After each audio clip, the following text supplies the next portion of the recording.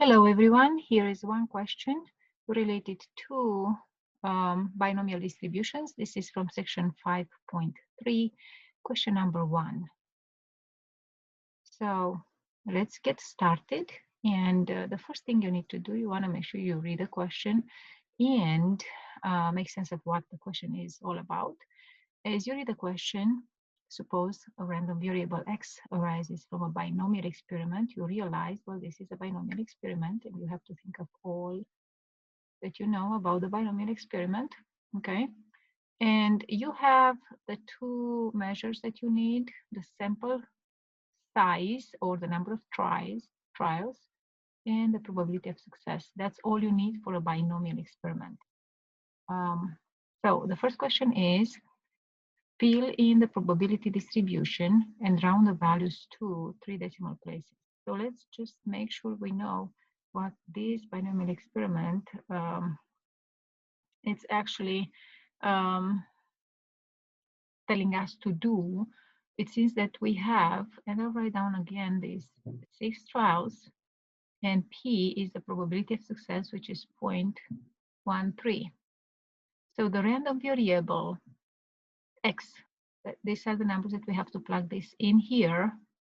The random variable X will count the number of successes in 6 trials. And I'll do this by hand on a side first, and then we'll use the calculator. You have to understand how many successes in 6 trials are possible.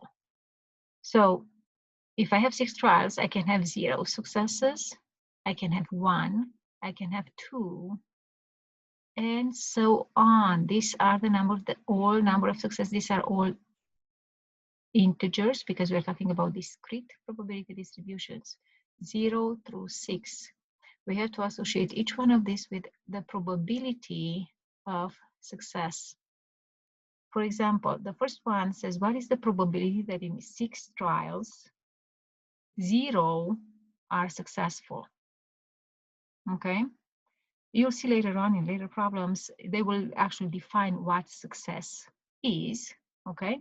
But in this case, you just have to do this problem looking for exactly 0 successes in 6 trials. So this number right here will actually be probability of x equals 0. Given a binomial experiment with these parameters. And that is found by using binomial CDF. No, I'm sorry, PDF. It's exactly, so it should be PDF. That's very important. And you'll have to enter N, which is 6, P, which is 13.13, and how many successes are looking at, that will be 0. So this number right here will be found by using that formula. Now you can continue and finding the second number and plug in the formula. So probability of x equals 1. The only thing that you'll change in this formula and the above formula is this number. This number will change from 0 to 1. Everything else will stay the same. Binomial PDF, again PDF, 6.13 and 1. A faster way to fill this in, okay? Instead of changing 0 and to 1 and then to 2 and so on, will be to use the calculator in this way. In your calculator, enter this in list 1, and I will actually take another color. So in L1, you enter the first column, which is this column, and this is what I will show you very soon. And in L2, you will need to find the probabilities. So in L2, you will actually ask for binomial PDF. And again, keep in mind it's PDF because we are looking for exactly 0, 1, 2, 3, and so on up to 6. And then you will simply enter the command. We have 6 trials, 0.13 probability of success, and we need to find this answer for all numbers in the first list, which is L1. When you do this and you hit enter, it will populate your probability column. So you will have the answer that needs to be put in here. Okay, so let's do that. I will show you how to use a calculator. Here we go. Here I have my calculator.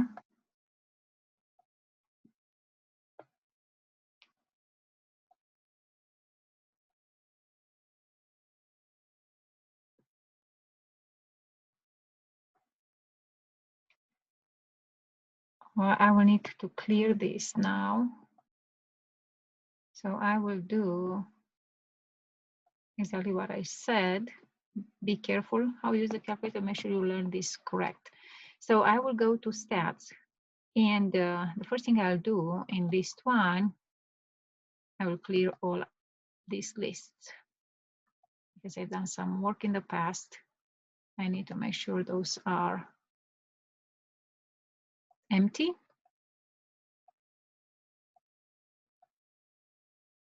And this is the one way of clearing those lists.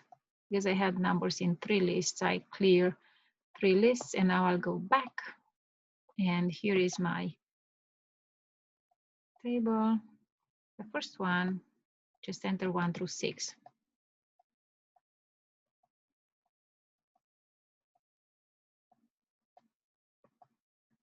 Now, here is the thing. When you go to the second list, make sure you go to the top. So right here, this should be highlighted. Right here, you should have L2 equals. So the calculator is waiting for you to put a command in here. So as soon as you have this highlighted, L2 will appear in the bottom. And now all you have to do is just pick the binomial. So I go to second verse.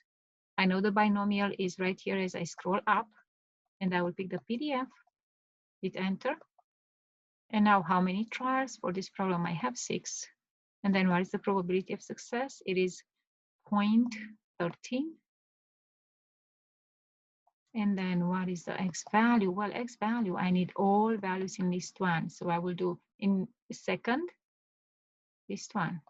Second one will give me list one. This is what you need to put in. And now as I click paste, look at what happened here. Pay attention to what's right here on the bottom. In list two, which is highlighted, the calculator will follow my command. It will put the binomial PDF for 6.13 and take all the input from list one. So this is what happens when I click enter. This is populated. Okay, so I will just take simply these numbers and put it in here. It says to round to 3 decimal places. So let's see. First of all, I have 0 here, 0 through 1, 2, 3, and so on, up to 6.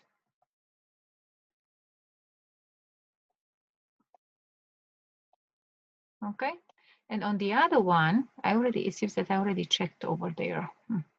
Okay, on the other one, I will simply look at what numbers I have in here, and I'll round it, as they say, to 3 decimal places. So it will be 0.434 for the first one, and then 0.389.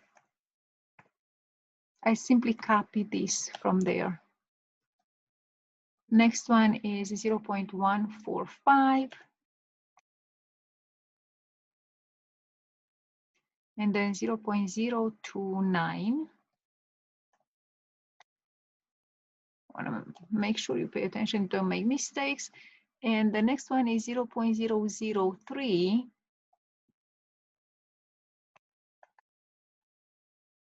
The last one is scientific notation. So it seems that it's E-4, which means this number will be the fourth number, 0.00019, because they say to round it to 3 decimal places. The first 3 are actually zeros followed by a 1 9, so it will still be 0. And the last one is scientific notation. You have the fourth as being the sixth number. So there'll be 5 zeros before this 4. So it will be rounded to 0. So this is how the table looks like. You get the help of the calculator. Now, analyzing this table, you can copy and paste these numbers in StatCrunch. I will not do that. In order to figure out which one is the correct probability, I will simply realize that this is the highest number right here, the largest number, and then it goes down. And by the end, I have very small numbers in the probability. So right here for the histogram,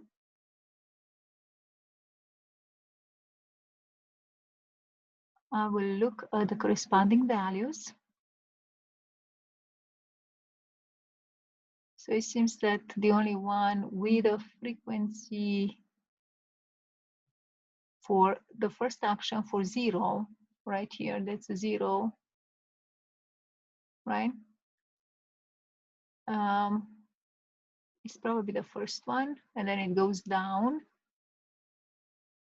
And the last two, you can't really see.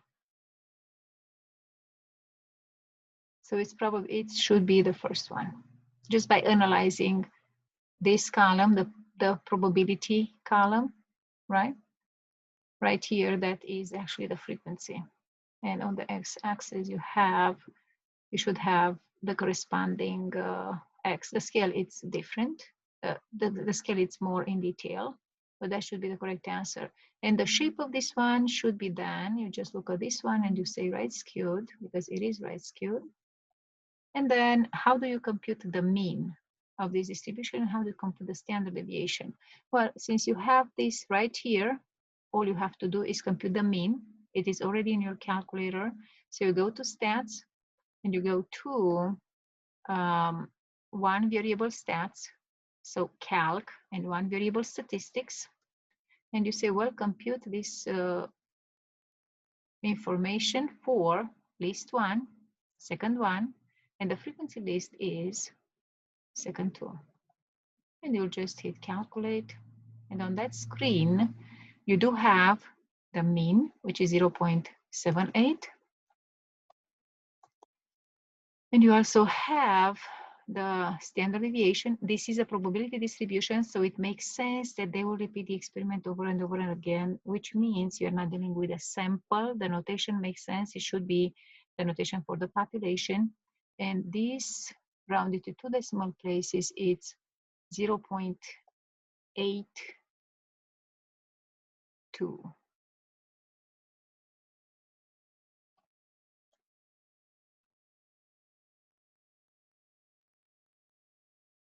Okay. And then the next thing is, which of the following are the correct symbols to use for the mean and standard deviation of a probability distribution? Well, the mean and standard deviation should use the parameter notation, because these are calculated, as I said before, thinking of repeating the experiment over and over again. Okay, which means we need to use the parameter notations. Even though the calculator displays this as x bar, this is actually mean, because we are dealing with probability distributions. For that reason, the calculator doesn't display this, which is a statistic. It will display the parameter correctly. Okay, now I will submit this. And here we have the answer. 19 out of 19 points. Everything is correct. So I hope this helps students who still need help with this problem, this specific problem 5.3, question number 1. Let me know if you have any other questions.